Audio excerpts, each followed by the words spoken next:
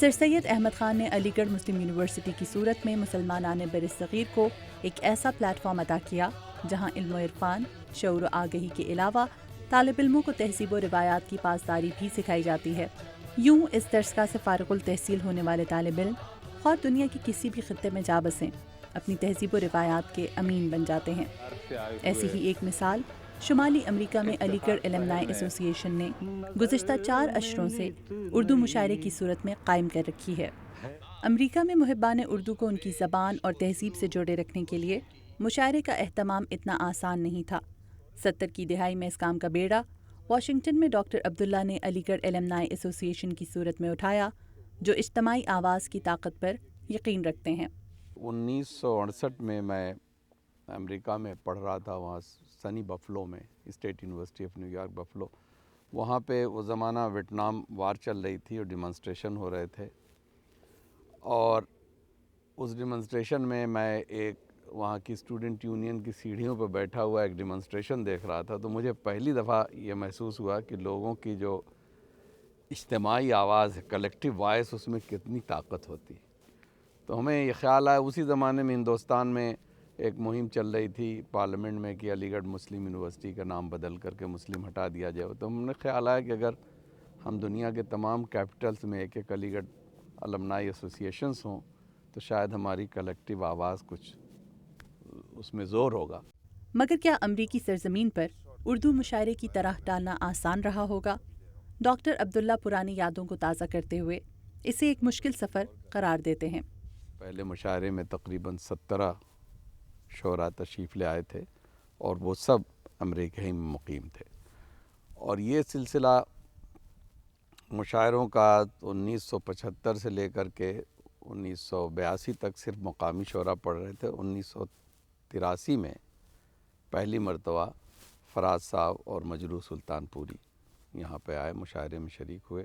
دل گرفتہ ہی سہی بزم سجا لی جائے، یاد جانا سے کوئی شام نہ خالی جائے۔ دل گرفتہ ہی سہی بزم سجا لی جائے، یاد جانا سے کوئی شام نہ خالی جائے۔ مصحف رخ ہے کسی کا کہ بیاض حافظ، مصحف رخ ہے کسی کا کہ بیاض حافظ، ایسے چہرے سے تو بس فال نکالی جائے۔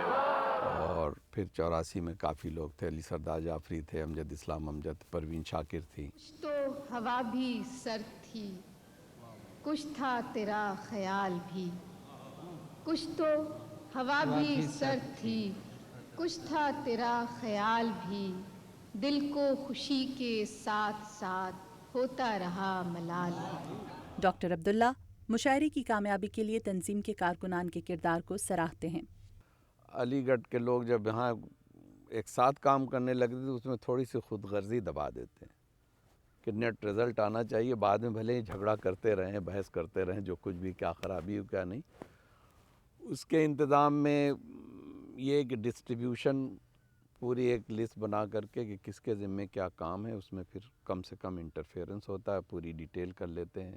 مشاعرے کی تیاری کئی ماہ پہلے شروع کر دی جاتی ہے۔ سب سے پہلا تو کام ہوتا ہے کہ کسی جگہ کا انتظام کرنا، اور اس کے بعد عبداللہ صاحب جو ہیں، ایک کمیٹی ہے مشاعرہ کمیٹی، اس کے تحت جو ہے نام جو ہے فائنلائز کر کے کن شعراء حضرات کو جو ہے دعوت دینی ہے، تو وہ اس کا کام شروع کر دیتے ہیں۔ ایسوسی ایشن بنیادی طور پہ جیسا ڈاکٹر عبداللہ نے بتایا کہ دو مین ان کے خاص کام ہیں، وہ ایک تو کلچرل لیول پہ مشاعرہ، اور دوسرا جو ہے وہ علی گڑھ کے طلباء میں جو غریب اور اچھے لڑکے ہیں جنہیں مالی امداد کی ضرورت ہے، اس کے لیے وظیفے و اسکالرشپ قائم کرنا۔ پوری فیملیز انوالو ہوتی ہیں سارے فنکشنز میں، میاں کا کچھ اور کام ہے، بیوی کا کچھ اور کام ہے، ہر آدمی کچھ نہ کچھ، بچوں کا بھی کام ہے۔ اس مشاعرے میں ہر سال پاکستان اور بھارت سے معروف شعراء کو مدعو کیا جاتا ہے۔ ہم لوگ 4 لوگوں کو تقریباً بلاتے ہیں ہر سال باہر سے، جس میں سے 2 پاکستان سے، 2 ہندوستان سے۔ جو ہندوستان پاکستان سے شعراء آتے ہیں اس میں کرائٹیریا یہ ہے، ایک تو کوشش یہ ہوتی کوئی مزاحیہ شاعر، ایک کوئی بڑا نام ہونا چاہیے، جو کہ ادب میں بھی ریکگنائزڈ ہو، پھر ایک کوئی نیا شاعر ہو جو نہیں آیا ہو، ایک شاعر جو ہے وہ بیچ کا ہو، درمیانی کے بہت ابھی ایک دم سے یعنی 5 اسٹار شاعر نہ ہوا ہو۔ واشنگٹن میں اردو مشاعرے کی تہذیب و تاریخ زیادہ پرانی نہ ہونے کے باوجود اس مشاعرے کی تاریخ میں اردو ادب کے نامور شعراء اس مشاعرے میں اپنے رنگ بھر چکے ہیں۔ الہی میرے دوست ہوں خیریت سے، الہی میرے دوست ہوں خیریت سے، یہ کیوں گھر میں پتھر نہیں آ رہے؟ کشتی جہاں سے اتر جانے کو جی چاہتا ہے، ان دنوں یوں ہے کہ مر جانے کو جی چاہتا ہے۔ بہت اچھا شعر تھا۔ کشتی جہاں سے اتر جانے کو جی چاہتا ہے، کشتی جہاں سے اتر جانے کو جی چاہتا ہے، واہ واہ واہ، ان دنوں یوں ہے کہ مر جانے کو جی، کہ مر جانے کو واہ واہ، جی چاہتا ہے۔ مہتاب نہ سورج نہ اندھیرا نہ سویرا، مہتاب نہ سورج نہ اندھیرا نہ سویرا، آنکھوں کے دریچوں میں کسی حسن کی چلمن، اور دل کی پناہوں میں کسی درد کا ڈیرا۔ آنکھوں کے دریچوں میں کسی حسن کی چلمن، اور دل کی پناہوں میں مدیحہ انور، اردو VOA، واشنگٹن۔